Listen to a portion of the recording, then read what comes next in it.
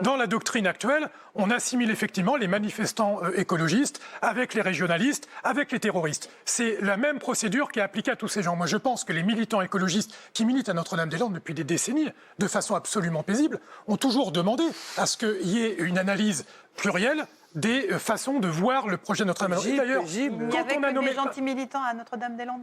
Je pense que la grande majorité des militants étaient gentils. Oui, la majorité des militants.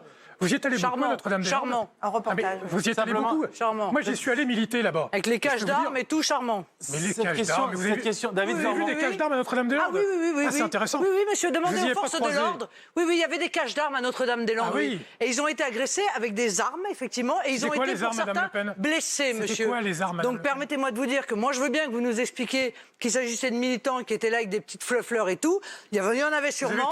Non, mais il y en avait sûrement. Vous avez tort de mépriser les fleurs. Il y en avait sûrement. C'est important, les fleurs. Mais très honnêtement, il y avait aussi des anarchistes qui venaient pas seulement de France d'ailleurs, qui venaient aussi d'un certain nombre de pays, qui utilisent de temps en temps la technique des Black Blocs qu'ils ont utilisée tous les samedis à Paris contre les forces de l'ordre, en détruisant votre amalgame. Est-ce qu'on a le droit quand même de regarder la réalité en face? Mais la violence, elle est du côté de vos amis. Quand je vois ce qui s'est passé à Christchurch, c'est avec des armes, avec des vraies armes qui s'est passé.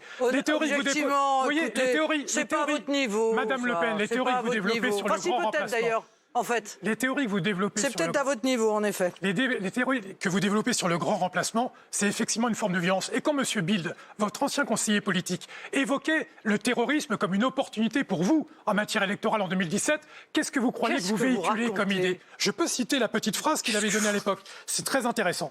Bruno Bild, avec le terrorisme, on ne sait pas quels événements peuvent encore intervenir et donc dans quel état d'esprit sera le peuple français d'ici à avril 2017. On peut avoir une bonne surprise. Une bonne surprise, Madame Le Pen, pour parler de l'hypothèse d'un acte terroriste. Et vous me parlez des militants écologistes à Notre-Dame-des-Landes. Je vais vous donner un conseil qui vous servira toute votre carrière politique. Ne croyez pas ce qui a marqué dans les journaux. Nicolas Dupont-Aignan. Je vous en supplie, ne croyez pas ce qui a marqué dans les journaux. Merci, Madame Le Pen. Gardez vos conseils.